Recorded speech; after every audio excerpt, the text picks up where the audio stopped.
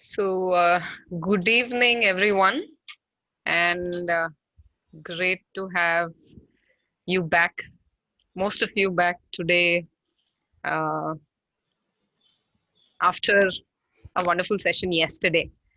We'll just wait for about another minute or so before we begin. That'll allow a few more people to join in.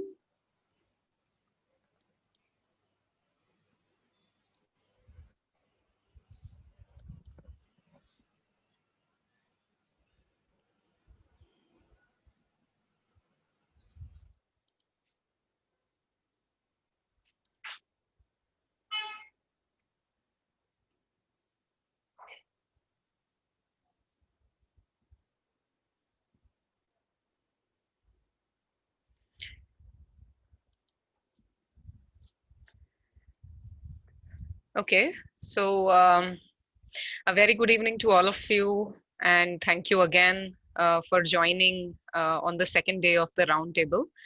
I'm Shweta Kulkarni, and I would like to take the pleasure to welcome all of you. And again, thank all of you for showing the continued interest and joining the discussion on the second day. Let me begin by sharing a quick recap from the discussions we had yesterday.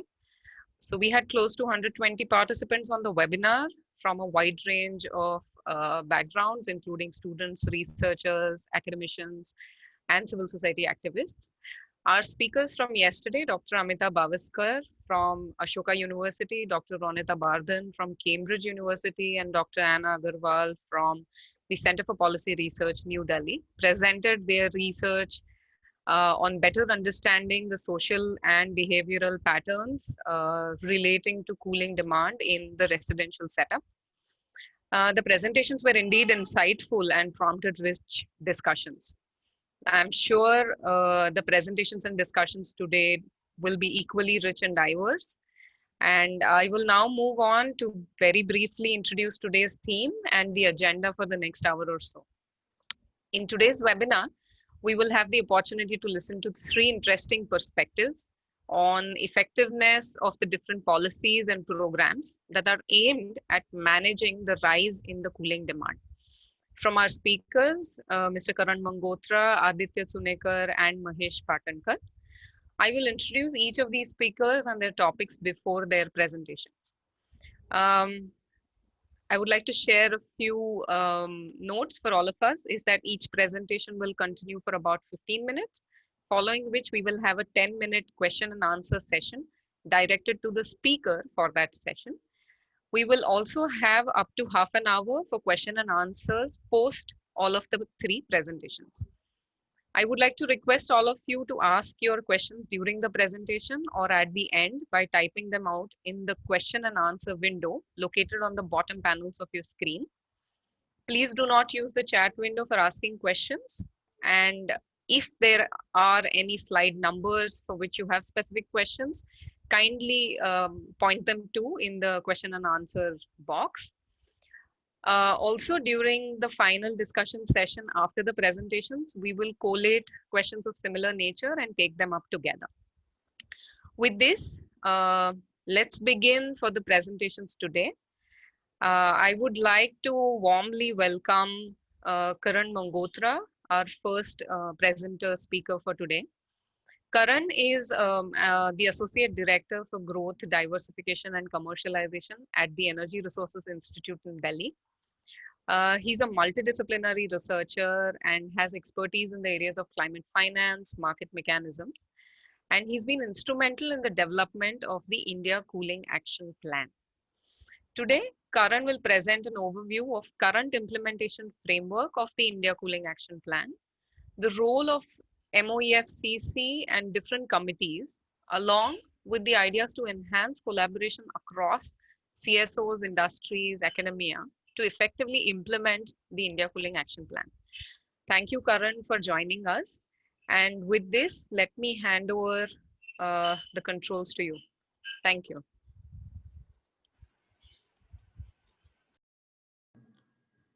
Thank you, Shweta, for that introduction. And Let me begin by thanking the organizers, Prayas, CPR, and the Oxford Center.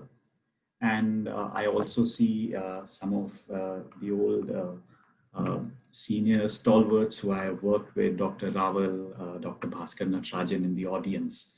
I can't tell you how delighted I am to give this presentation. My presentation today focuses on what Sweta just told about. It's a perspective on, now that the cooling action plan is in place, where do we go from here? We all understand that it was a holistic document. It came in together, but how does it go in from here? Let me start by saying that, cooling is I see it as a puzzle. It's a 500-piece puzzle, and if you miss even one piece, you don't complete the puzzle. And that's how intertwined it is. It is not you can see it from a refrigerant perspective, but it is not a refrigerant only perspective. You can see it from space cooling or residential consumption. But it's not only that. You can see it only from cold storages, or you could see it from mobile air conditioning. You could see it from, industrial refrigeration. You could see it from air conditioning. You could see it from better building design or non-refrigerant based. So it's a very complex, intertwined thing. Now, these kind of subjects, when they come together at a policy level, they start to become even more complex because of, the rules under which the ministries are formed. What part of cooling can we look at? What part of cooling has to be looked upon at different places. So keeping this in mind, the cooling action plan was made not to take up new targets or new things, but it was to bring all things that were happening on cooling under one umbrella. And that's when the Ministry of Environment, Forest and Climate Change released the cooling action plan early last year. 5 key things. You're all very well aware of it. So, I will not go into greater detail into all of this. I'll focus more on how we move forward from here. But there were specific things around reduction cooling demand across sectors by 20 to 25% by 2037-38, reduction of refrigerant demand by the same year, reduction of cooling energy requirements by 25 to 40% by 2037-28, and specific goal of training 100,000 servicing technicians by 2022-23 under the Skill India mission. So these were, the key pillars under which the ICAP was developed. Why was it developed? I started with this as a puzzle story, but the drivers of implementation were that it needed a synchronization in the policy. Cold storages are dealt with somewhere else. Montreal Protocol and refrigerants are dealt with at somewhere else. Mobile air conditioning is dealt with somewhere else. Building codes are formed somewhere else and implemented at a subnational level. Cooling is either everybody's baby or it's no one's. So you needed a synchronization thing. It is a technology thing, and technology comes with, newer and more efficient technology, but it also comes with, addressing incremental costs. It was how do we bring newer technologies. So cooling also doesn't only mean air conditioning. You have to also look at innovative ways to cool and look at also enhancing efficiency on non-refrigerant based cooling devices. So how do we assimilate those technologies? And to bring it all together under an umbrella document of the cooling action plan so that we have some time-bound action that we can undertake. So how do we work according to these set milestones? And these were the drivers which, assisted in forming. So again, it was to bring everybody together rather than a new target that we were taking upon, India was taking upon itself. I'll directly jump into implementation framework, and this is a complex slide, but this is how most of the implementation frameworks look at. It is anchored at the MOEFCC with an empowered steering committee chaired by the secretary. There is a steering committee for the implementation of the ICAP, which goes down to the ozone cell, which then coordinates across various themes with various bodies into, that I have mentioned. These are a few. There are some more that are here. Now it's a complex thing, so that means you would need working groups of thematic areas where people will come together. And what you would need in those working groups is underpinning analysis that can feed to those working groups to take an evidence-based educated action. But this is how the implementation framework for this is proposed. And moving on to the next slide, uh, these are the 5 things I will take you through. The first thing is around implementation committees. Now, if you see the bottom of the slide, that is where 6 implementation committees or working groups, they have been formed. They're called thematic groups, and committees have been formed under that. There is one on space cooling, cold chain, the servicing sector, R&D, manufacture production, and transport air conditioning. It should also complement subnational action, because building codes and better designed buildings is a key aspect in the cooling story as well. What I have been informed is that on space cooling and one other, I think, cold chain, there has been one meeting each to take things forward. But after that, this COVID pandemic has hit us, so no meetings have gone forward. But these working groups then become essentially very, very important to push through the most researched and the most efficient and the most cost effective solution or a policy action in the cooling story. So this is number one. Number two is around the cooling action plan. As you may all know, is divided into 3 parts. There are actions that you have to take in the short term. There are then medium term actions and the long term actions. Short term actions are the ones where entire focus is to dovetail minor tweaks or additions into existing regulatory or policy action. Because short term is a 3 to 5 year window. It's very difficult to start something new and achieve it in that frame. Medium term is a mix and match of both. And then long term is where you can start to look at new things to put in place, which will yield results in a longer time. So I have mentioned some of the existing ones here, where MOEF is already the nodal ministry for the Montreal Protocol and the Kigali Amendment. So how do we dovetail, let's say, energy efficiency and refrigerant transitions together? BEE is already looking at standards labeling and ECBC. The Pradhan Mantri Awas Yojana of the MOHUA is looking at, could look at sustainable building design and providing thermal comfort in the affordable housing. The National Cold Chain Development Board could look at investing in better cold storage infrastructure from the action of doubling farmer income, reducing post-harvest wastage, which have both a livelihood impact and an emissions impact. And then you have bodies under Commerce and Industry and Ministry of Skill Development, which could look at local manufacturing capacities and other livelihood opportunities. So let's say one of the departments that I have mentioned here is the Electronic Sector Skill Council of India, which is the one that has been entrusted with the responsibility to carry on the training part for the servicing technicians. So there are multiple things that have to come together, to look at the short-term action.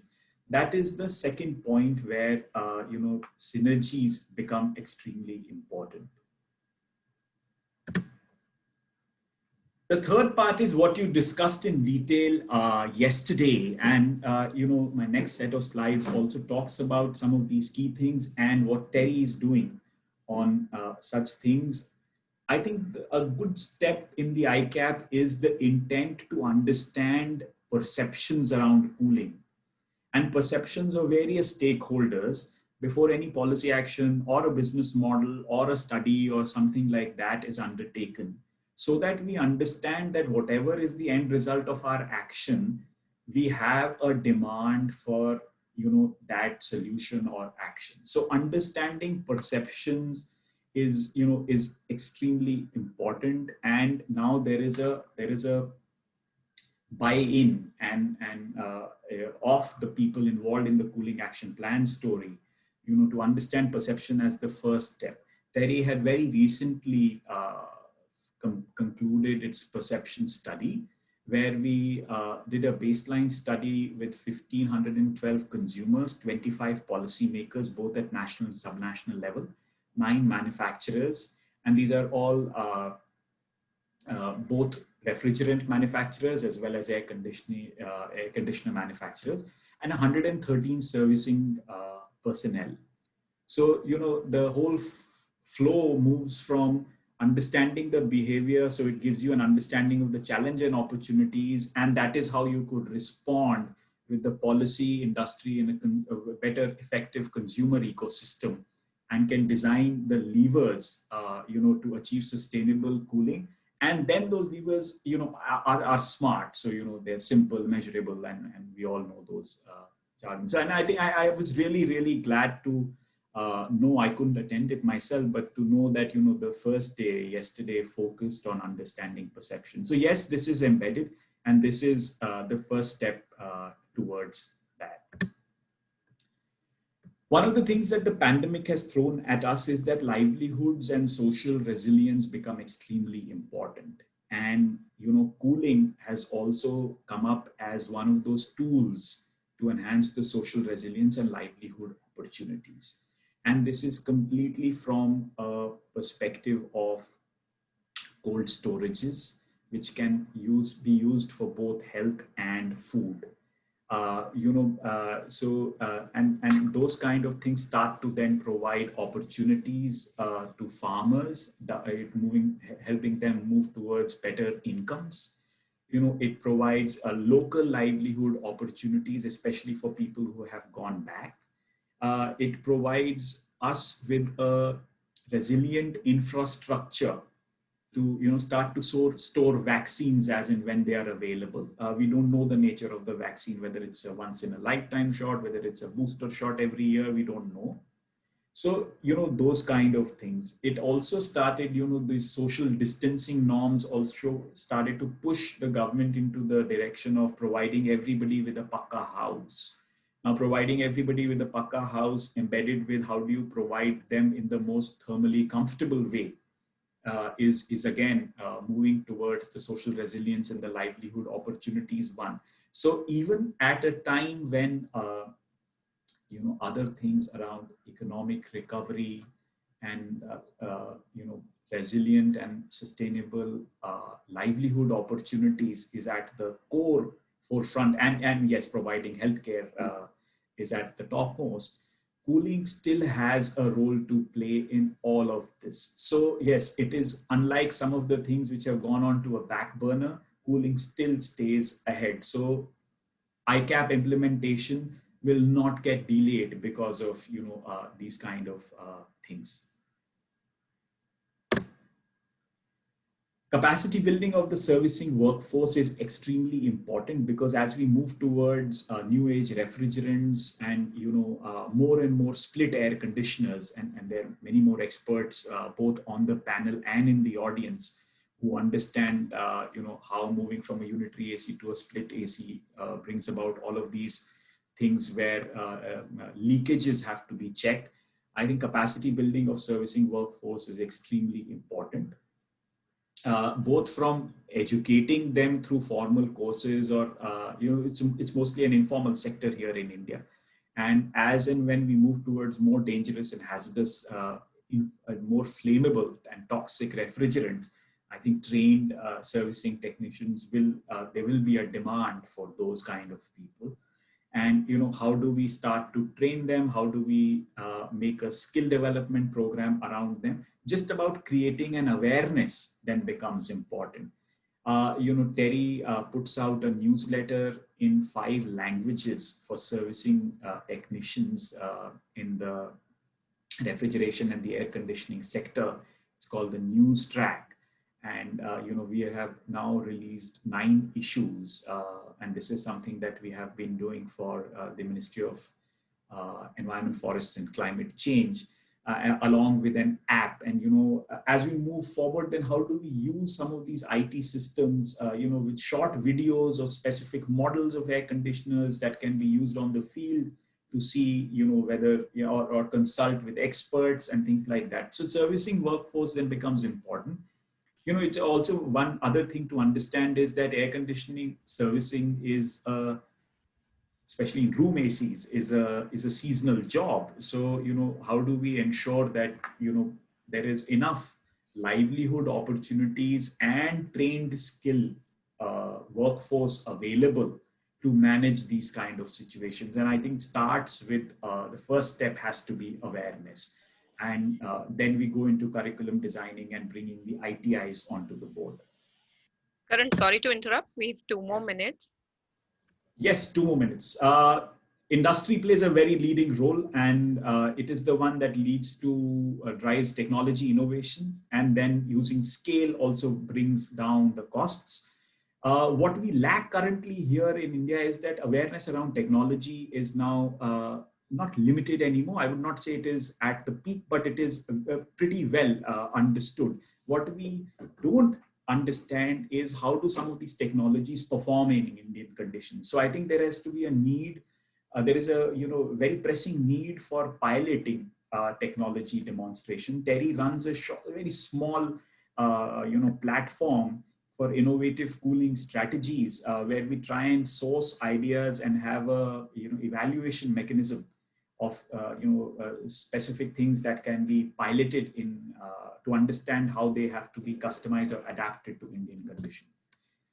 I think final point, I think the stakeholders involved, none of them can do it alone. Neither the government can do it alone, nor the industry, nor the academia, nor the civil society, nor just the consumers. So I think building effective partnerships is key. The beauty of the ICAP coming together was that it was a very keen interaction between the policymakers at various levels, the industry and the academia and the civil society that came in to make this cohesive document. So the buy-in of the document was there right from day one.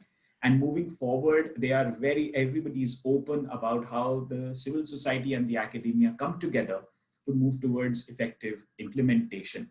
Because, as I said at the beginning, you need underpinning analysis that has to be provided. Terry has just begun an alliance for sustainable habitat, energy efficiency, and thermal comfort for all, Sheetal, and looks at various aspects. And we are partnering with AEEE and CEW on this. So yes, key indicators for a successful implementation look at reduction in cooling demand through better building design, improving the energy efficiency of cooling equipment, certification things, and how do we provide access to cooling for the vulnerable population, and also looking at reduced food loss. But the point is that working together is key, and none of the stakeholders involved can do it anymore. Thank you very much. Thanks, Karan. That was really interesting. And I personally have been very intrigued and wanting to know what has been happening ahead on the India Cooling Action Plan. Like you said, it has been lauded a lot across the globe for being one of its kind documents, which is very holistic, and also like you've rightly put it, that it's a big puzzle and that there are too many pieces and everything needs to be going on together. So a few questions that we have for you would be, one is, if you could talk a little bit on, since the launch of the India Cooling Action Plan, are there any on-ground changes that you've seen, experienced? If there's something that you could comment on that. So as I said, since the launch of the Cooling Action Plan, it's just been a year. And so we are still in the short-term period, and we are looking at only synergizing action of ongoing activities. And ongoing activities around ECBC, the residential building codes that have come in, the a basic thing around standards and labeling, and those ratcheting up has happened. How much of it is attributable to only the ICAP is arguable. And there is no direct way to attribute it only because the ICAP has come, this has happened. But I think, just like a child, it's very difficult to understand the personalities and the talent in their first year of birth. We need to give it some time and be a little patient with it. And I think it's within 3 to 5 years, it's when you start to see it mature. Yeah, I agree. Just another question to what you brought up right now, and also in the discussions that we had yesterday, we did talk more about the residential setups overall and how, let's say, thermal comfort plays a key role. Who do you think should be at the key position to ensure that ECBC codes for residential setups are mandated?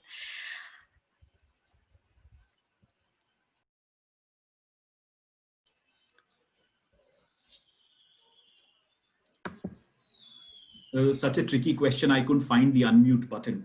But the thing is that this is something that we have all been grappling. And, there are much senior experts in the audience who have been grappling with the thing. But your question uses a word mandated. I think that's very difficult to do. Unless we start to have mandate is a stick, unless we start to make it as an economically more preferred option by the builders. And if you can do that successfully, then you don't need a mandate. It will become the more preferred option. Like the LED, there was no mandate to use the LED. It just became the more preferred option. So I think that the solution lies there. But there are many other, nuances when the building codes are discussed. Those kind of things. So I think mandated is still a long way to go. Commercial ECBC, for commercial buildings has existed for now, I think 13 odd years. It's still not mandated. So it will take some time before the residential building codes move towards that. Thanks. So one question that we have for you is that do you expect that the COVID crisis and let's say post-lockdown, the kind of changes that we've been seeing in the demand will have any sort of long-term impacts? Any comments on that? So during the lockdown, we saw that at least the skies in Delhi were very blue. The air pollution went down. All those kind of things came in.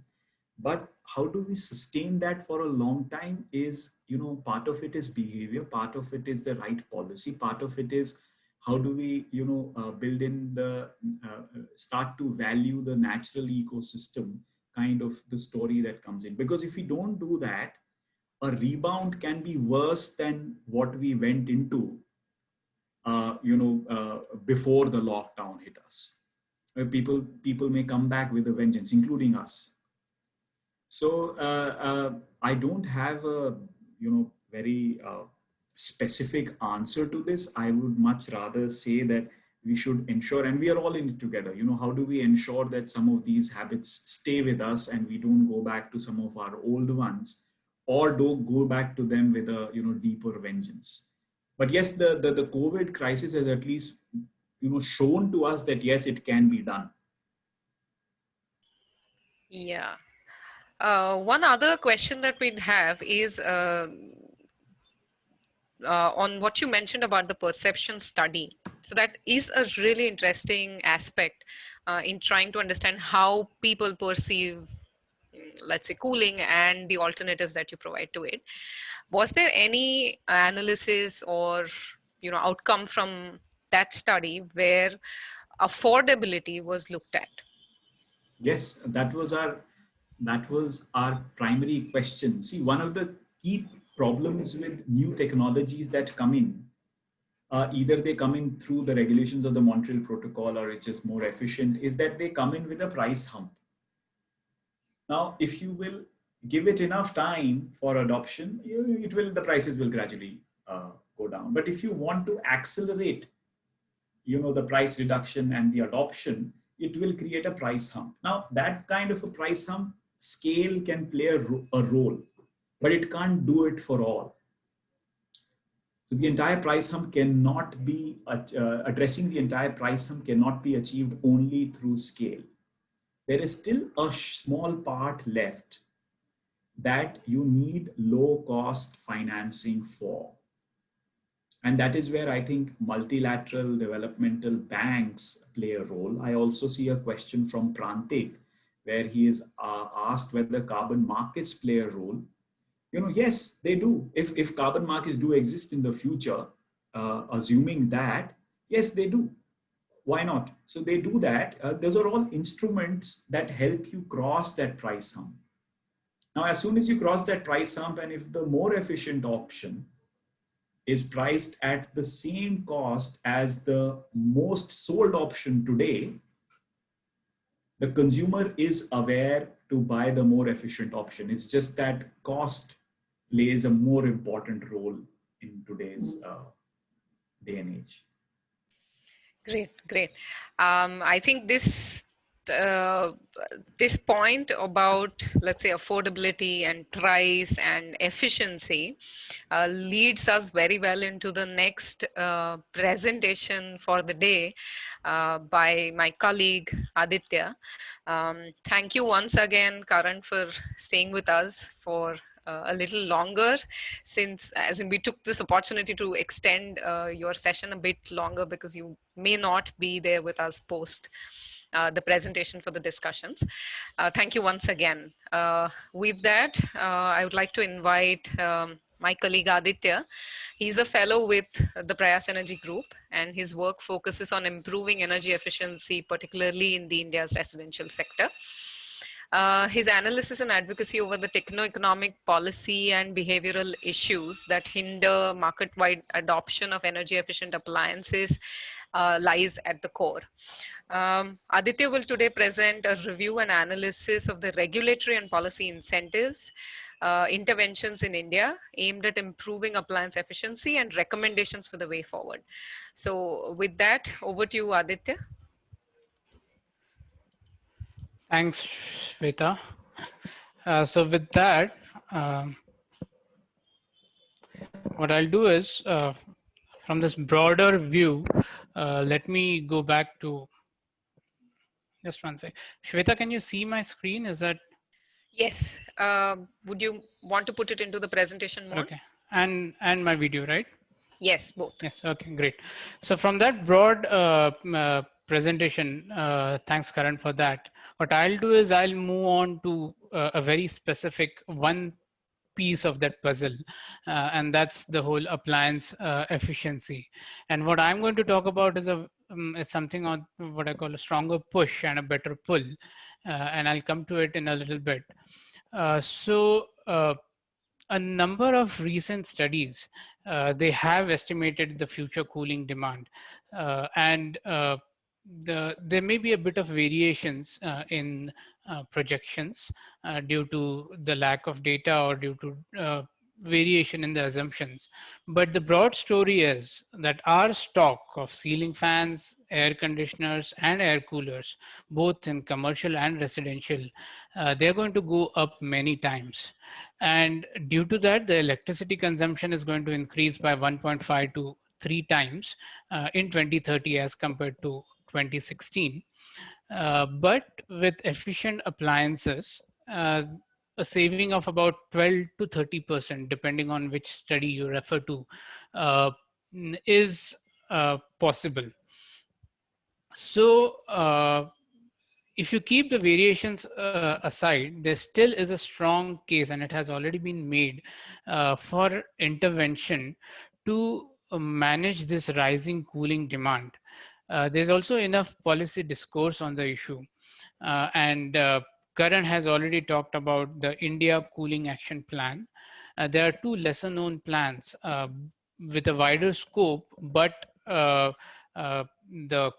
cooling appliances are definitely part of it, and they are Roshni and Unnati. Now, all these plans, they say the right things and they have the list of correct recommendations. But now what is missing is the implementation details, and to varying extent, as an ICAP has quite a few, Roshni and Unnati a little less. Uh, and there are also learnings and areas of improvements in the existing programs which are missing. So what I'll do is I'll talk a little bit more on that, and that's what the push and pull policies are. So the push policies, they push the efficient appliances into the market through regulations, through the minimum energy performance standards, and pull forces, they create a market demand for efficient appliances through labels, incentives, awareness, etc. So now I'll talk a little bit briefly, a little bit on what has been the experience so far. Uh, and let's start with the standards and labelings program, because it's BE's flagship program launched in 2006. For the cooling appliances, it's voluntary for ceiling fans, it's mandatory for air conditioners, and there is no standards and labeling program for air coolers. The way these standards are set, they are done through technical committees for each appliance, and it happens mostly through negotiations between manufacturers and the BE. Consumer organizations are also a part of some of the committees, but not all. And Prayas is part of 2 or 3 committees. So, what are the kind of resources? So, what are the kind of resources that B spends on the SNL program? So, B has one office in Delhi, and they have 2 directors and about 8 to 9 project engineers who look over the entire standards and labeling program.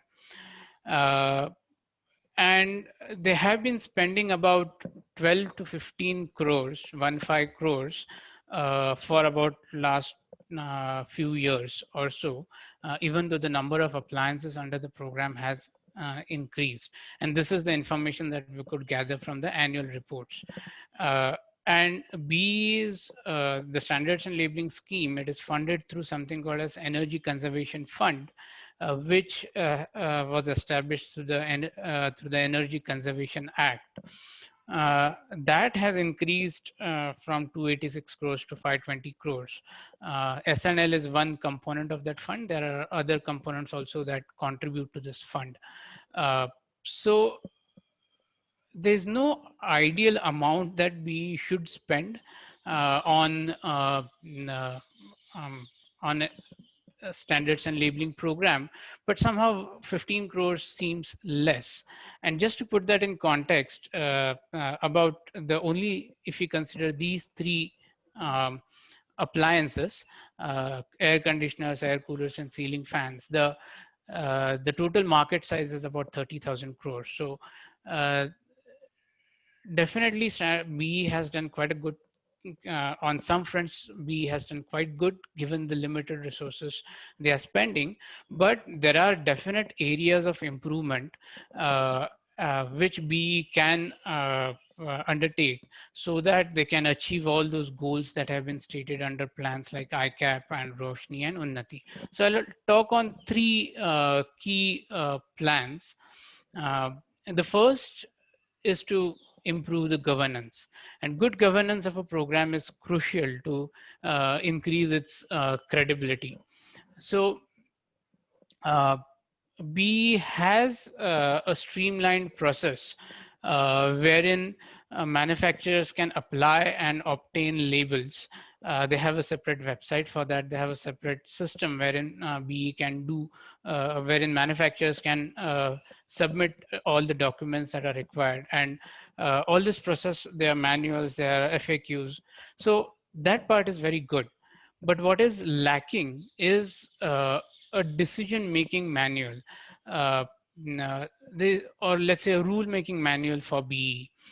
And this rule-making manual will be very important on identifying the criteria on which BE makes decision, and that, or the various processes of standards and labeling are conducted.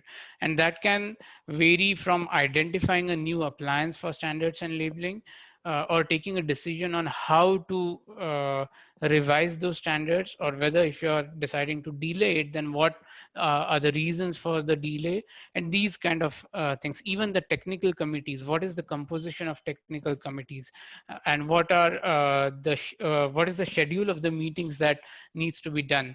So these kind of things, it's good if there's a rule making manual. And the interesting thing is that the gazette notifications, wherein the standards for mandatory appliances are given, they do refer to such a manual, but which does not exist. So it will be good to have this kind of decision making manual. And what happens is, if you look at, in a way, uh, let's say a lack of accountability, what one of the impacts of it is the revision of the standards. So if you look at split AC has been revised quite periodically. If you look at this chart on top right, but they were delayed twice. Now, for Windows AC, they were delayed multiple times. So the revision of the standards, it was delayed multiple times.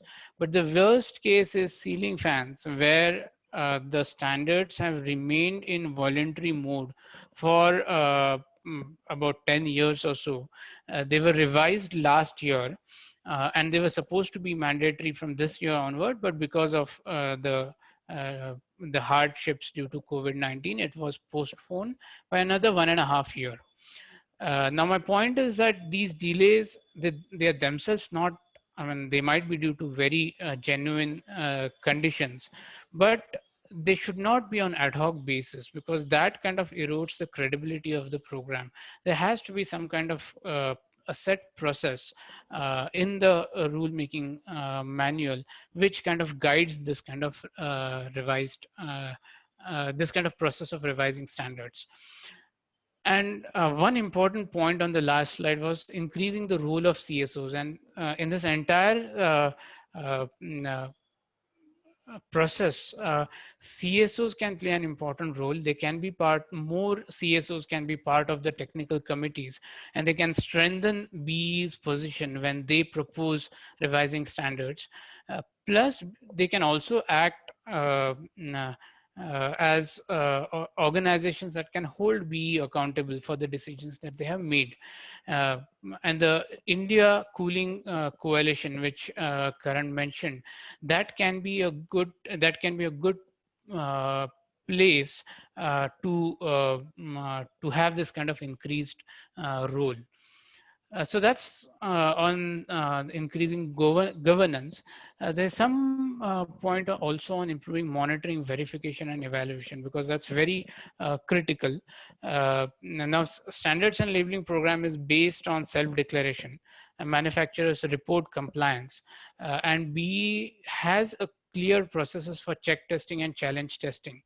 But there's no clear communication on how much of this BE has already done. BE has published in past a couple of times instances where manufacturers or models did not comply with the standards, but a process where BE on an annual basis publishes that these many appliances were tested by us, these many complied, these many did not comply. That kind of a clear and transparent communication would be very useful in increasing the credibility of this verification process. The institutional capacity, I won't go much into it, because the state designated agencies were responsible initially according to the Energy Conservation Act. But later on, there was some talk about independent agency for monitoring and evaluation, IAME, but there's no clarity on whether such an agency has been appointed and how they are going to go ahead. So that bit of clarity would be very useful. The So third part, Aditya, to intervene, 2 more minutes. yes, maybe what I can do is I can take a couple of minutes more, and then I can take some questions. Sure. Yeah, so on the communication part, BE has done quite a good, uh, uh, uh, they have a lot of media campaigns to improve the communication, and particularly in urban areas. But in semi-urban and rural areas, uh, and what our surveys, we did surveys of about 3,000 households in Uttar Pradesh and Maharashtra. We did find that the awareness in semi-urban and rural areas is less, and that awareness kind of goes down when you go from high income to low income.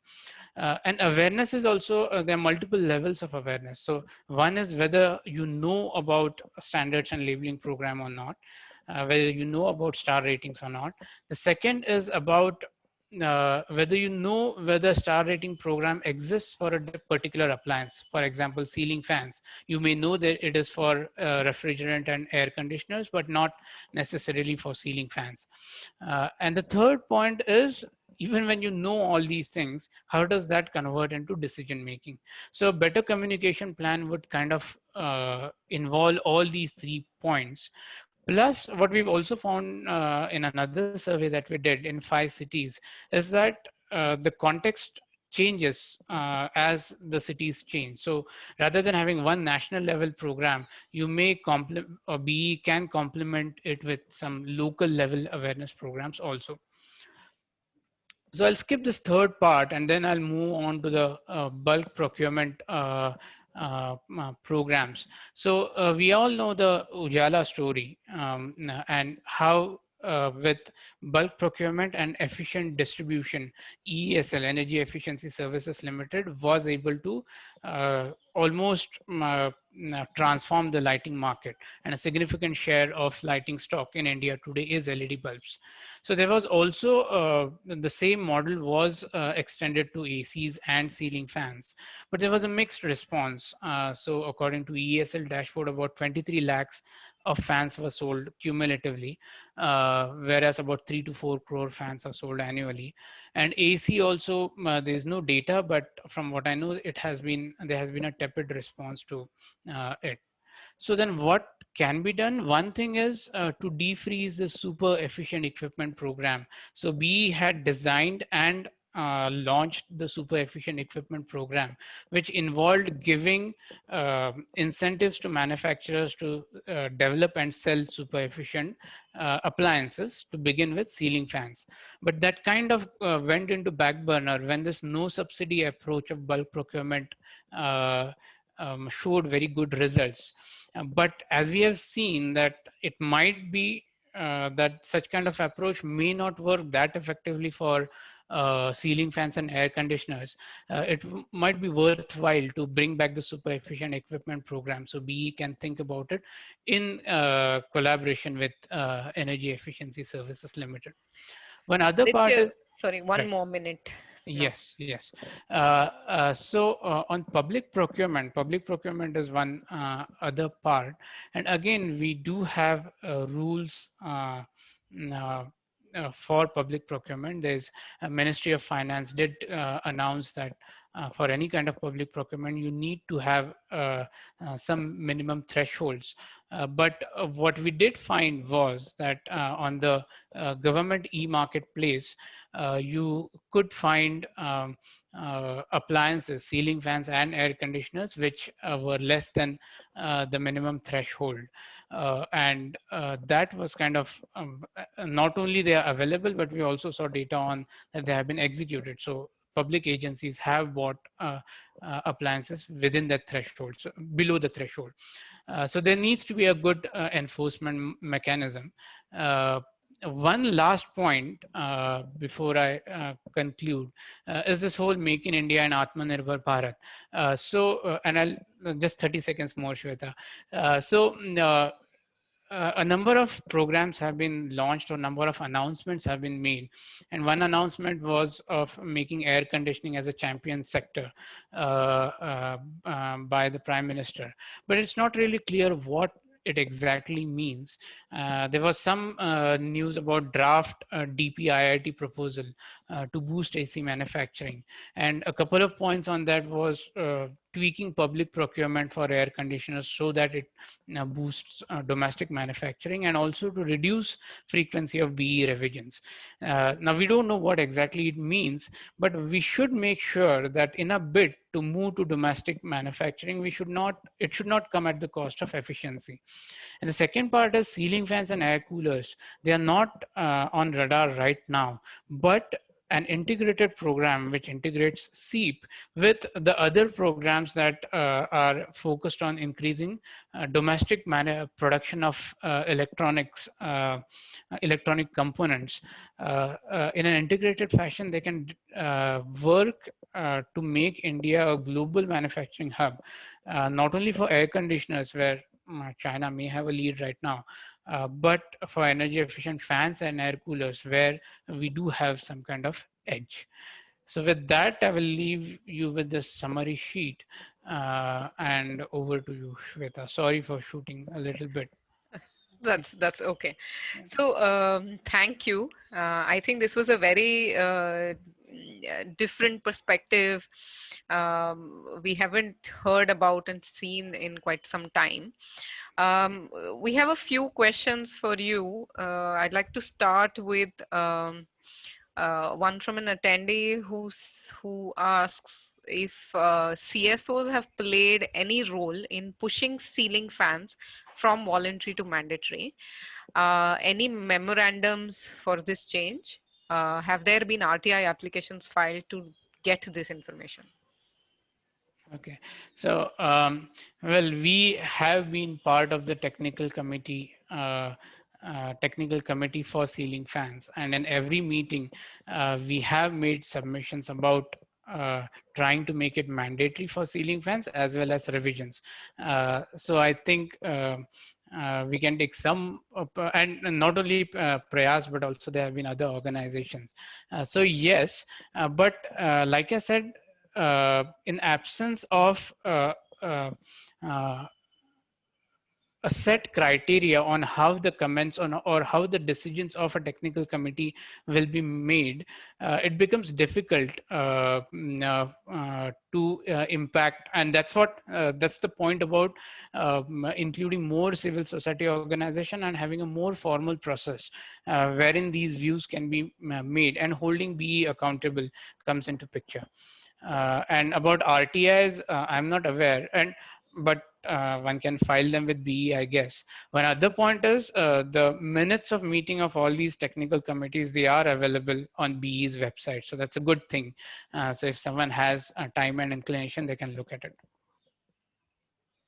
I think one connecting question that we'd have to this is, since you talked about the whole monitoring and evaluation aspect, could you speak a bit more, and probably with the role of CSOs, crucial in this whole process?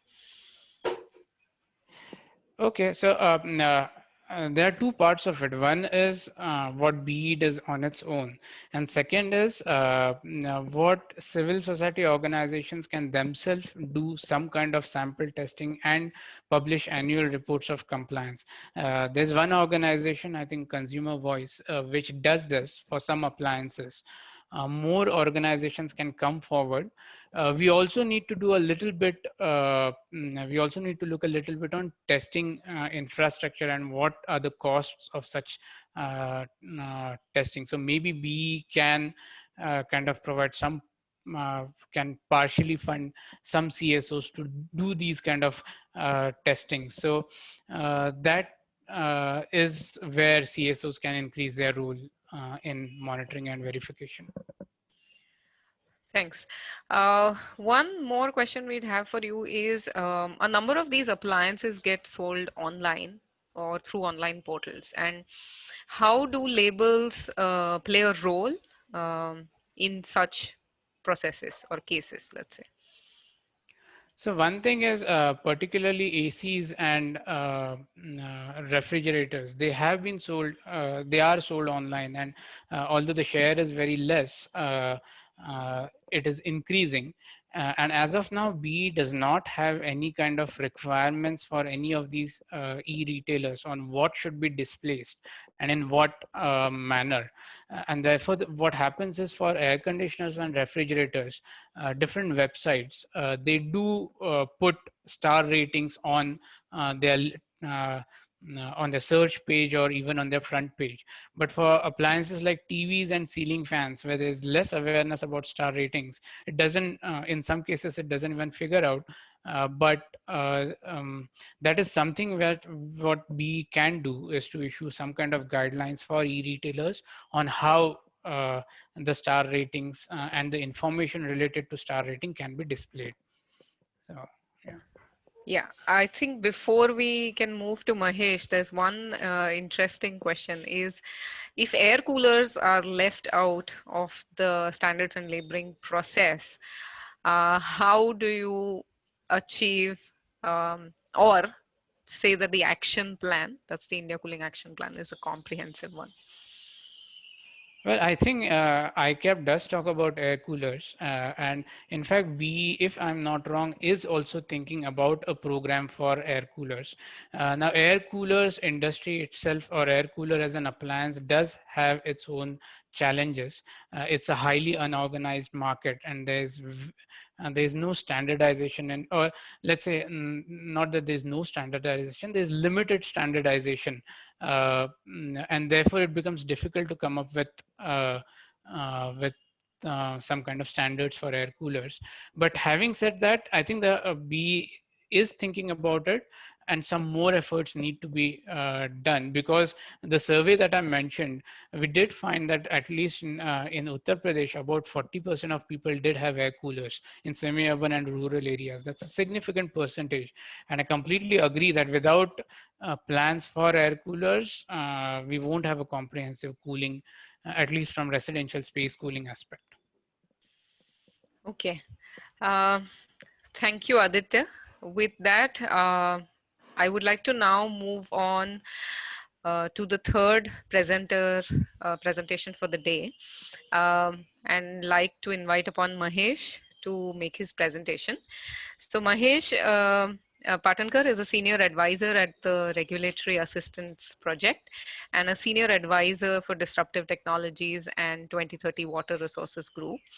He also advises the Regulatory Assistance Project on strategic engagements with stakeholders in Indian states, including governments, utilities, regulators, think tanks, and civil society organizations. Mahesh will bring to us an essential perspective on grid balancing opportunities for India-based um, utilities from demand response programs in residential sectors that have been run across the world, and also insights from the commercial sector. Mahesh, thank you for joining us, and over to you now.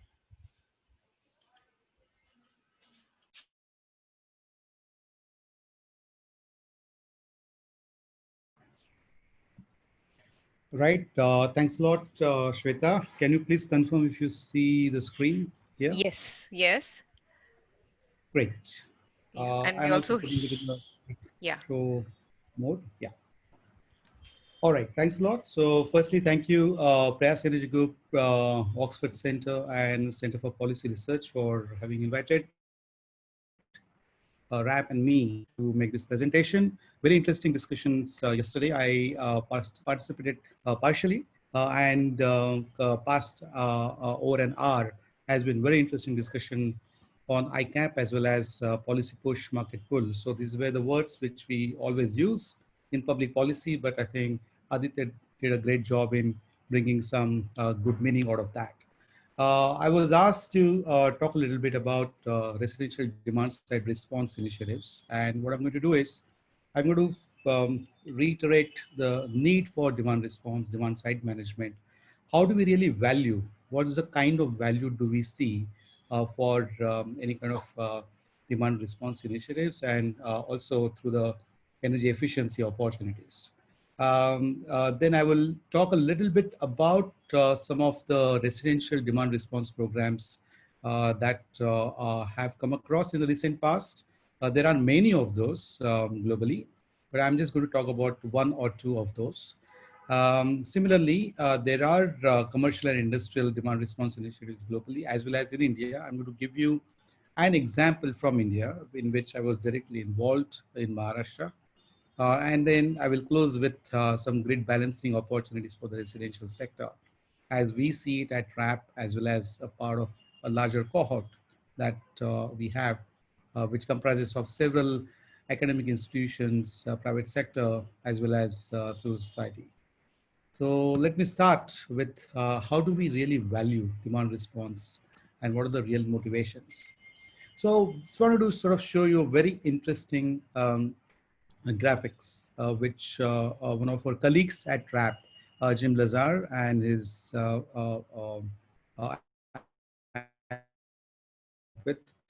this is essentially the layer cake approach for end-use efficiency. So when we look at the energy efficiency, there are multiple ways in which one could slice and dice the value that it provides to different stakeholders. So clearly, there are specific values to the utility system in terms of the power supply, transmission and distribution capacity, losses, risks associated with using the resources or not using the resources, as well as the credit that's available to the DISCOM by collecting energy charges, which means if they promote energy efficiency, there is some level of revenue loss. So that's something that we see from the utility system perspective. And there are several benefits that are available to the participants and which are reducing the factor cost of production in the industrial and commercial sector. In case of residential sector, reducing the electricity bill. So the electricity bill as a part of my net disposable income, if that get reduced, I'm going to benefit. That also has some important health impacts. And this is extremely important as far as that we have in India, wherein we are looking at importance of thermal comfort. So thermal comfort is essentially the guiding factor for anything that we can imagine in the energy efficiency and the appliances. If it's productivity related to a commercial and industrial segment, that is also very important. You don't want the workers or the office goers to be sweating and their productivity goes down. So energy efficiency offers those kinds of benefits as well. And very importantly, there are societal benefits. So the air quality impacts of energy efficiency. How do we really reduce the coal consumption? How do we reduce the fossil consumption? What is the level of solid waste management that all of this can lead to? The health impacts, health benefits, and the economic development that all of the energy efficiency measures can bring to the table become very important. So the point that I want to make here is that when we look at energy efficiency and demand response initiatives, one can't really structure all these arguments only based on one of the layers. It's a layer cake, and what's important is for us to literally take the spoon right to the bottom and harness everything that we can through the utility system benefits, participant benefits, and societal benefits. And if you look at the standard ways in which benefit costs of utility or DISCOM supported or government supported energy efficiency programs are evaluated, you typically look at the utility tests, participant tests, and the societal tests. But all of these tests are not really numbers. There are immense opportunities even through some of the things that I have not included here, including employment opportunities in the energy efficient appliances, demand response initiatives, and so on. So that is sort of very important for any policymaker to experience and understand. So these are some live examples from one of the utilities wherein as you start with the energy efficiency and the energy benefits and the capacity benefits, and this comes from Vermont Energy Efficiency Initiative. It is carried out through Efficiency Vermont, which is a special purpose vehicle of sorts promoted by the state government of Vermont to implement energy efficiency initiatives. And as you can see, there are benefits in energy, the capacity availability, transmission and distribution capacity that would be made available, line loss reductions, and several externalities. So a simple appliance and the demand response initiative, if you implement, the benefits can actually go multifold. So if we just looked at the energy benefits, we are looking at some like $330 here. And then the overall benefits that have been captured in this particular efficiency Vermont program are 6x that of the energy alone. So any kind of energy efficiency or demand response initiatives needs to look at from that perspective. The topic is also related to the demand response initiatives, and there are certain building blocks. A few of us have already been exposed to smart grids infrastructure that exists in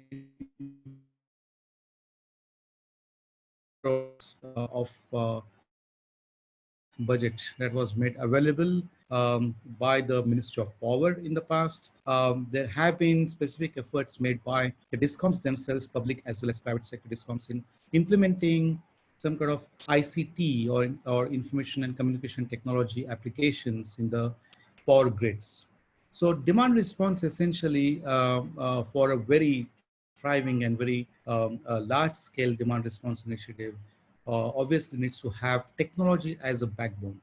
And that's what we see here from a very nice paper that was presented at one of the IEEE, wherein you have utility control center, imagine that as a load dispatch center, which receives a lot of information related to the energy market. What is the cost of power procurement? What is my average recovery from the consumers? All of that then leads to giving triggers to the market through some communication channels.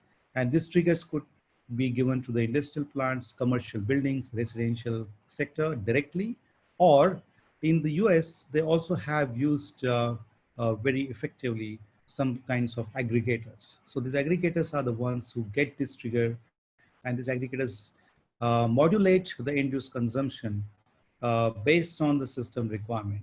And the system and just three here.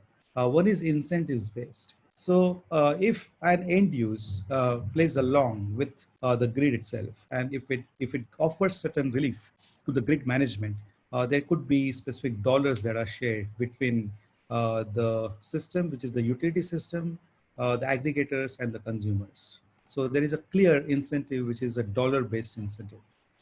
There are certain sort of permanent load shift opportunities that one can see, which are related to the rate-based demand response.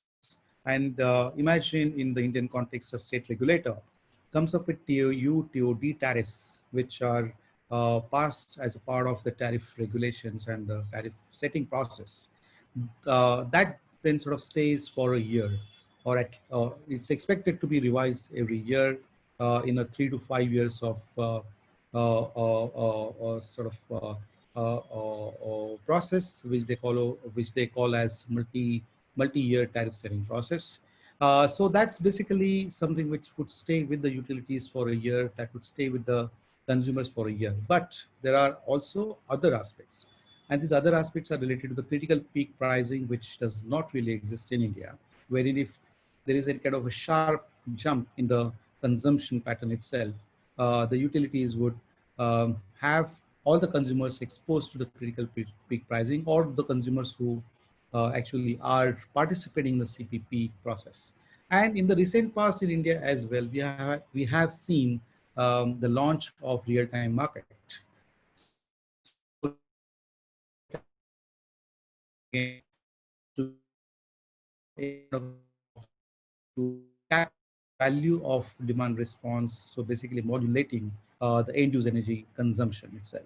And then there are locational marginal pricing based demand reduction bids that exist. And one example that I remember is from NYSERDA in the state of New York, wherein the state government entity captures and bids out locational marginal pricing based bids to acquire demand side management as a resource. So these are very interesting sort of opportunities for the system operators to understand, to harness in order to make the grid a lot more resilient.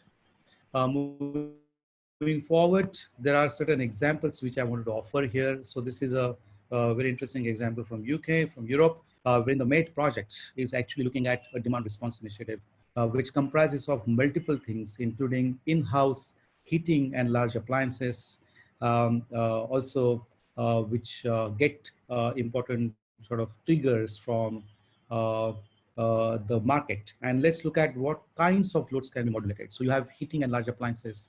You have electric vehicle, which is again an interesting load building opportunity that the discoms are seeing.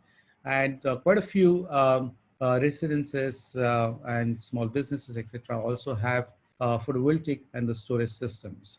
So all of that load, including PV storage, electric vehicle, heating appliances, and so on, is available to play along with the market side of things or the system operator side of things. And there are several triggers that can actually come from the external data, such as weather or energy market signals, wherein the real-time market or pricing can go up and down, based on which a utility can give a trigger. And these are sort of absolutely interesting opportunities to harness all of this end-use loads that can modulate based on the system requirement.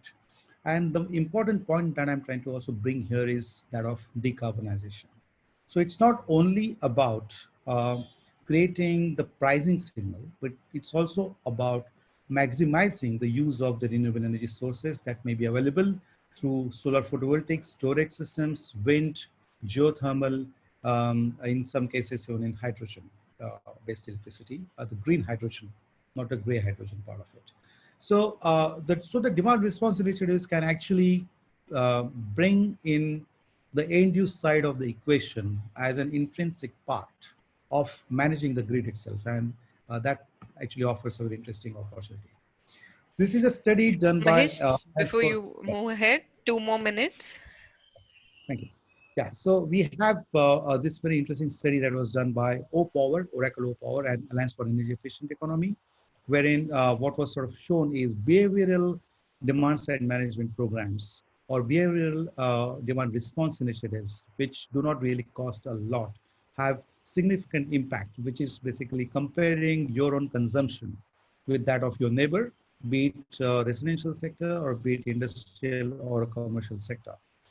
Then obviously top of that is the rate-based load shape building or demand side management using price signals that we have been talking about here. And lastly, you also have encouraging uptake of devices that enable a more customer-centric grid. This is again an example from Michigan, wherein you see an opt-in or opt-out initiative from the DISCOM. And here in this case, the DISCOM is called as Consumers Energy, which is doing a very interesting EV pilot, wherein depending on the months, that is June to September and October to May, there is a different type of residential tariff that consumers can get exposed to and can benefit from.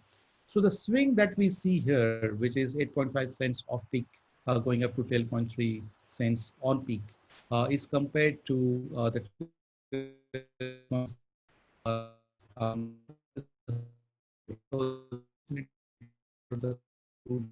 this opportunity, moderate and time their charging and so on based on requirement of the grid itself.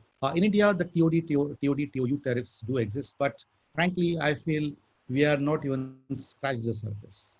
The swing between the off-peak and the on-peak TOD structure is not very promising. It's sort of suboptimal. So I think one needs to do something about it. Let me quickly talk about an experiment that happened in Mumbai by Tata Power, which was approved by the regulator. And this is a typical load shape that you see for a commercial building. When you see start the load building around like 7 o'clock in the morning, and there is like an afternoon peak and almost flat because this is a hotel and the commercial sector. So based on the requirements of the grid, Tata Power actually gave triggers based on the economic incentives that they saw. And the economic incentive here was the arbitrage between on-peak power demand and their average cost of power supply, cost to serve. So that was shared equally between the DISCOM, the aggregator, and the consumer side of things. I'll just make my last slide here and then stop. To me, demand response and energy efficient appliances and demand side management needs to now go beyond mere appliances. We need to start looking at the opportunities to embed renewable energy, be it at the utility scale, be it at the cooperative scale, which is between the substation and the entire load that we see, or behind the meter generation opportunities through store and also the storage solutions. So any of these loads that we see, industrial, public, commercial, and residential, would have immense opportunity to provide the grid management and the grid balancing support to the DISCOMs and the load dispatchers. If you can integrate renewable energy, energy efficiency, demand response, and battery energy storage, as well as thermal energy storage. So this is something which we are trying to establish as a regulators and utilities coalition for balanced, resilient, efficient, and clean grid. I can always talk about this later offline with some of you who may be interested, but that's the way forward, as I said. I think it's important for us to embed efficiency, demand response as a part of the grid management and not really look at it as a separate activity wherein we can look at only energy efficient appliances. But I think how do those really play with the grid is also equally important. Thank you so much. I'm around here to answer any questions. Back to you, Shweta. Yeah, thank you, Mahesh. That was really interesting. We do have a few questions for you. I'd like to begin with, since you ended with the regulator and the utility coalition, can you talk briefly about in what way do the current regulatory mechanisms facilitate demand response in India? Right. So in 2010, Maharashtra Electricity Regulatory Commission was the first regulator to notify demand side management regulations. And around the same time, right after that, actually, forum of regulators came up with model regulations for demand side management. And I think almost like 75 to 80% of the states in the country and the state regulators have notified demand side management regulations. Now, how many have them been able to make full use of those? Hardly any. So we have seen certain DISCOM supported demand side management initiatives in Maharashtra, Karnataka, a little bit in Gujarat, little bit in Haryana and Delhi. So there are only few states where we have seen DISCOM moderated regulator approved demand side management initiatives. So, but frankly, that kind of a regulation does exist. And then we also have rooftop PV regulations. We also have net metering regulations, and those actually have been sort of challenged the way in which net metering has been promoted or not promoted by several regulators and the DISCOMs. So we do have different pieces of this regulatory environment and the enabling regulations that one would need to see a balanced grid. What is also important is to come to the next level, which is to sort of have a unified balancing of the grid initiative. And there are several other regulations that exist, including the deviation settlement mechanism of the Central Electricity Regulatory Commission, which allows for some sort of a penalization for underdrawal or overdrawal based on whatever commitment the DISCOMs give to the load dispatchers. Yeah, thank you. So one other question is, what do you see as the key barriers to implementation of demand response initiatives in Indian residential sector? Given that we do have, let's say, at least a few conducive regulatory mechanisms. I think that's a very good question. I personally feel that for any strong demand response initiative, one should have the appliances that can be modulated remotely. So when we look at the appliance standards,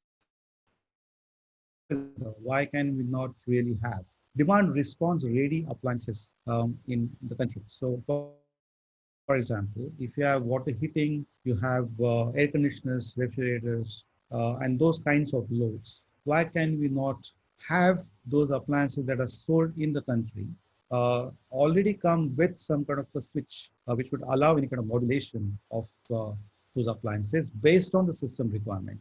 And one can always have that as like a opt out initiative with the discoms. So that I feel is one of the missing links. There are no pilots that are available. I'm aware of a few pilots which have been promoted in Tamil Nadu by Auroville Consulting and a few other pilots in Delhi and Mumbai and so on. But I have not really seen any pilot which is at scale, which would allow the system operators as well as the consumers to see the benefits of the demand response initiatives. So metering as a backbone of launching any kind of demand response initiative is something which I feel is missing.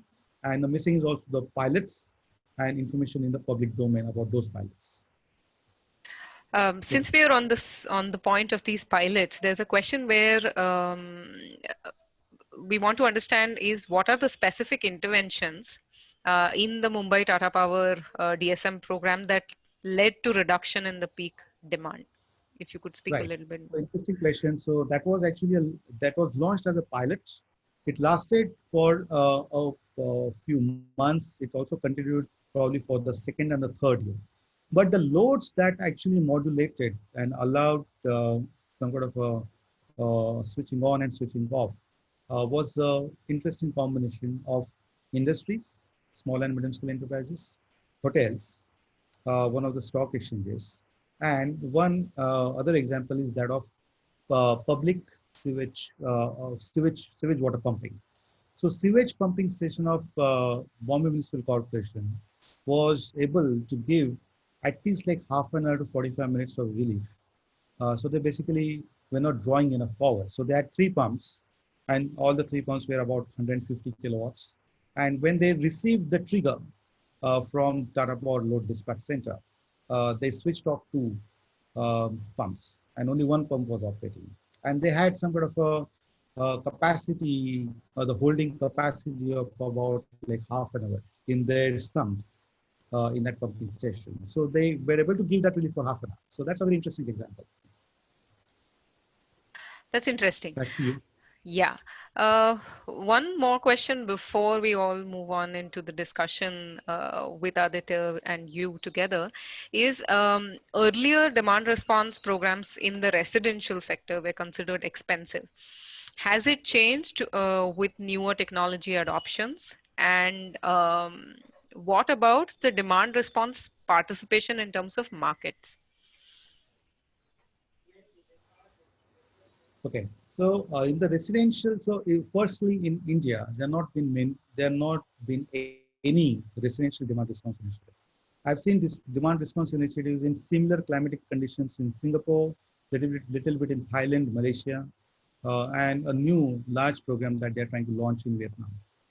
The cost of acquiring these resources was definitely higher because the cost of a meter that could sort of be used to modulate the temperature, either switch it on or even switch off, was very high.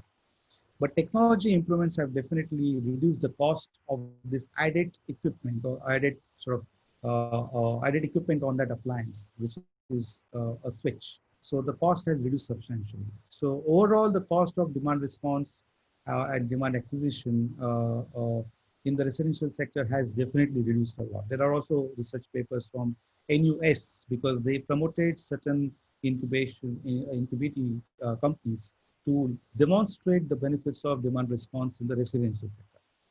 Your other question, sorry, I've lost the second question that you asked, Shweta. Yeah, so the question was, what about demand response participation in markets? Yeah, so demand response participation in markets is a little bit, we are a little bit ahead of the curve in India.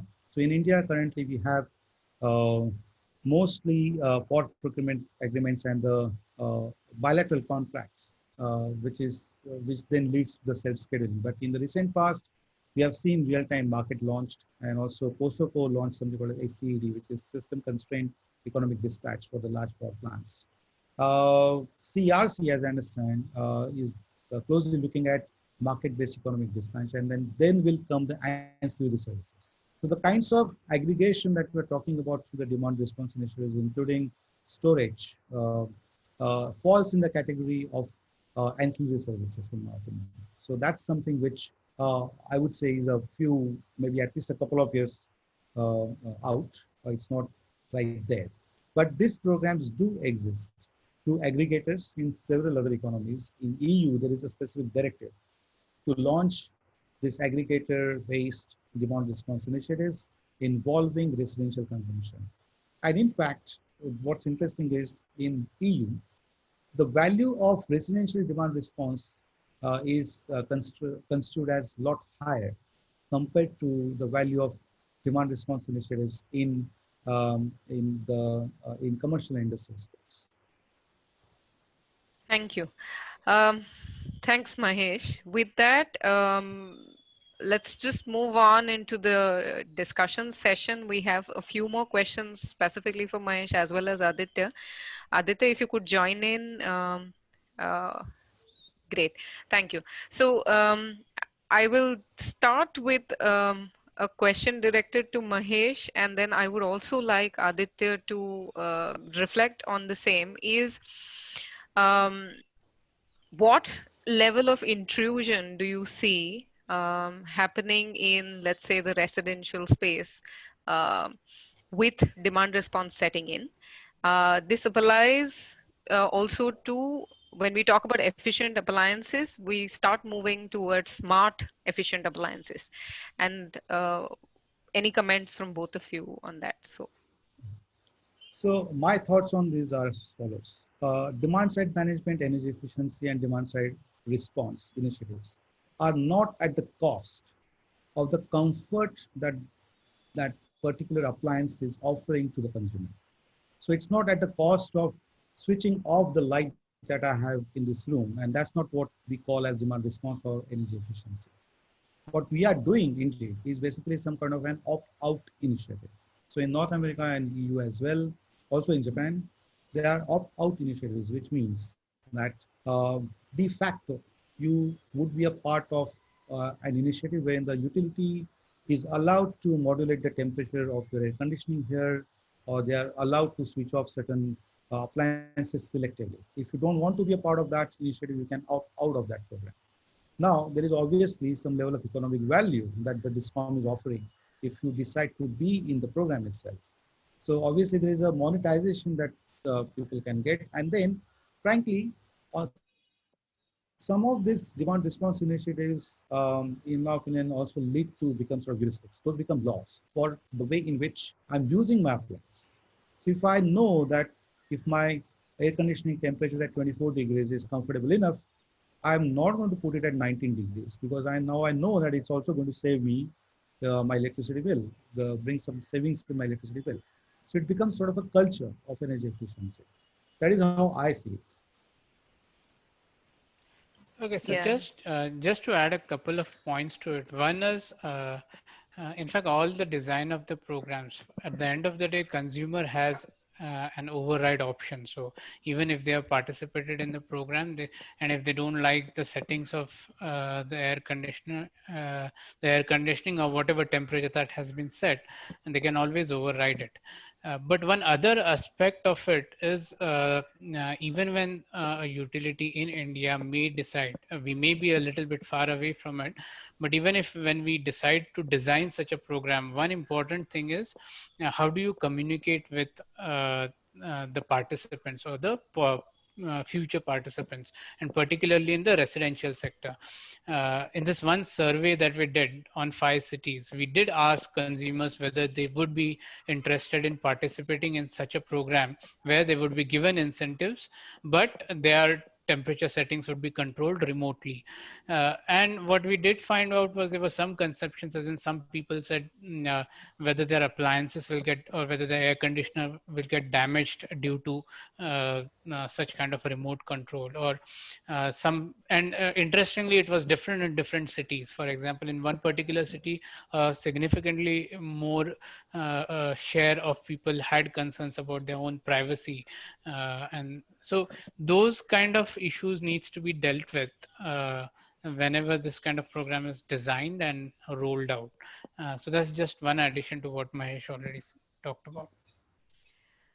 Yeah, so on that, Aditya, I'd like to go back to you on the super efficient appliances program that you were talking about. And as a part of the program, um, what would you, as in looking at the whole spectrum of, let's say, supply quality, super efficient appliances, and then a demand response that would benefit both, let's say, the utility as well as the consumer. So if you could comment on that. Okay, as in, so my point on super efficient equipment program was that the program was almost, in fact, it was launched by the Bureau of Energy Efficiency, but it kind of went on a backseat because of this no subsidy bulk procurement program. It showed significant results in case of LED bulbs. Now, when you look at ceiling fans, that's also kind of one appliance that people will buy when the newly electrified households will buy. And therefore, I agree this whole point about supply quality is also an important aspect, and whether these kind of energy efficient fans, whether they are uh, uh, kind of dependent, or their performance is dependent on the kind of supply quality that we get. However, my point was that these kind of giving incentives to manufacturers, it's not something new, or it's not something that government is not doing right now. These production linked incentives, government are giving incentives to the tune of rupees 40,000 crore or so over next 5 years to mobile manufacturers, just to increase the domestic content of it. So my only limited point was uh, do consider incentives as not the only option, but one of the options that you have in order to achieve the market transformation. Now that there are limitations of this bulk procurement. It's not that bulk procurement does not work, but there are limitations that they need to be complemented by an incentive program. And then additionally, this incentive program can be coupled with the all these new programs that are coming up, the Make in India and the Atmanirbhar program, wherein you can look at industry where there's not only domestic content, but there's also energy efficient appliances that are being manufactured in India. Thanks, Aditya. Taking forward this idea or bundle of appliances that can come together as a part of the super efficient appliances program, I'd like to go to Mahesh once again and ask him that from the study or the research from all the different demand response programs, or let's say even demand side management programs that have been running in different parts of the globe, uh, what are those appliances you see are critical for an effective demand response program in the domestic sector in India? Given that we already have a very low penetration of key appliances.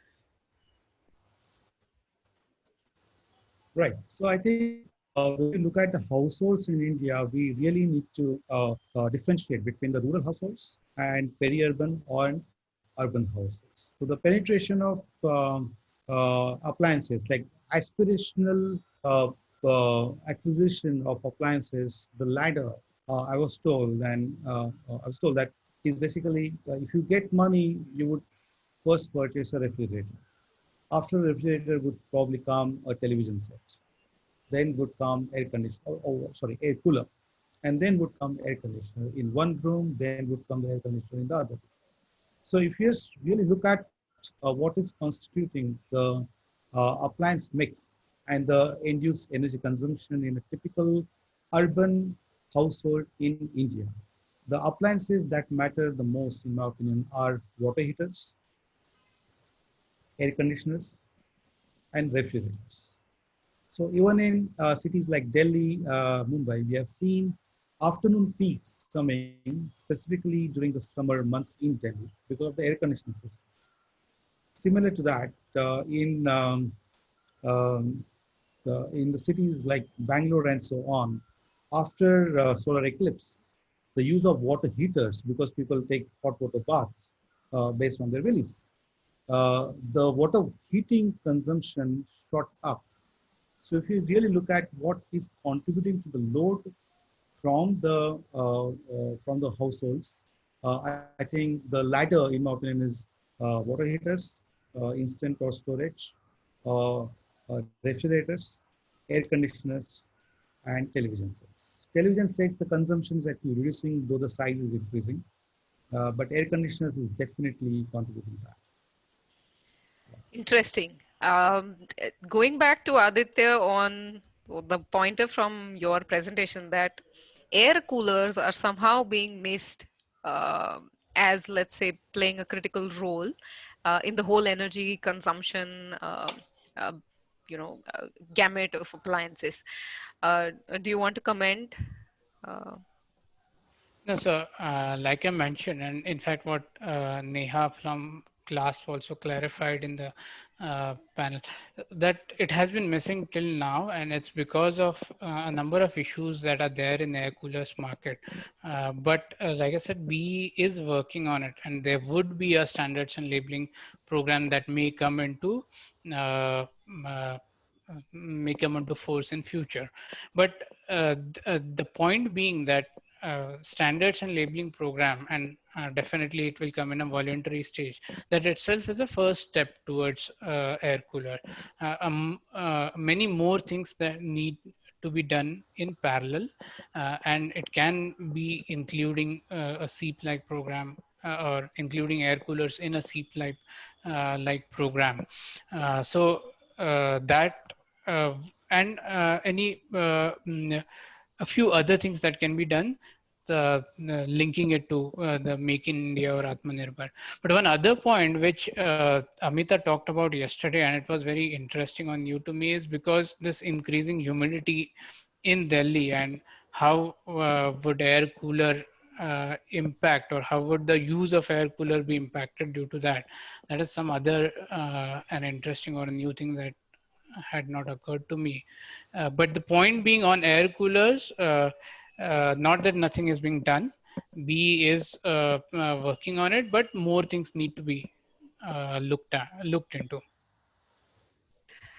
Yeah, so with that, one question again, starting with you, Aditya, and then I would like to go to Mahesh, is uh, what do you see as the best mechanism, or top down or a bottom up, um, let's say, mechanism in order to move towards better efficiency? Okay. So, well, I assume when you say top down, it's a mandated one, and from Yes. bottom up, creating more awareness. I think it's not either or. It's you need both, and that's an easy answer, I guess. But just to detail it out a little bit more, as in what. Uh, for example, and by giving one example, in case of refrigerators, moving away from the space cooling appliances, BE has done a very good job of ratcheting up standards according to its schedule. And we do have one of the most stringent standards for refrigerators in India. But that itself is not enough, because if we see at the market data, what we do observe is that when you ratchet up standards, the sales or B releases production data. So production kind of shifts to lower ratings. So yes, the top-down approach, if setting standards is the top-down approach, that needs to be combined with multiple programs, be it utility level programs, be it awareness level programs, or be it some kind of programs like SEEP. So they need to go hand in hand. Just ratcheting a standard or tightening a standard will not work on its own. Yeah. Yes, same question to you, Mahesh. Yeah, I think I agree with Aditya that it's not either or opportunity. We need to look at top down as well as bottom up both opportunities. And I just want to sort of talk a little bit about space cooling or even refrigerators and everything that we're talking about here. I think it's important for us to go to the core of the thermal comfort. So the building codes in the residential sector also become very important. So you can't really have a built environment which is so inefficient that you would end up having more and more appliances. So even if you have, for example, like a 7-star or a 10-star, if ever India goes to sort of that level of star rating as an appliance in your house. But if you could have used only one air conditioner in place of which you are using 3 air conditioners because of the way the construction practices happen in the residential housing sector are actually absolutely inadequate. I think we are not giving justice to the overall energy efficiency and energy conservation opportunity.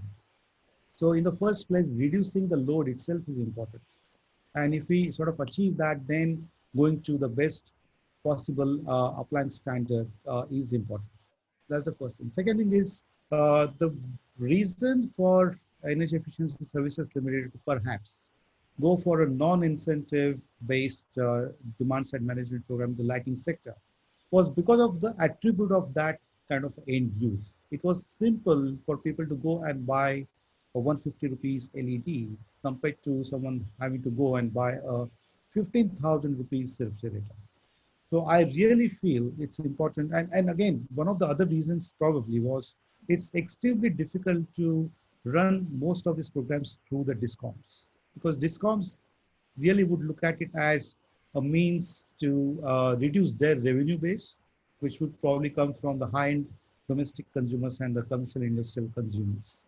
So for them, there is always a resistance to change and one has to go to the regulator to get it approved and so on. So that process is so long that that kind of a policy paralysis, if that ever exists, I mean, if we assume that it exists, is going to really delay the opportunity to implement large scale programs or mass market programs. And probably that was one of the reasons that ESL decided to do it based on the bulk procurement.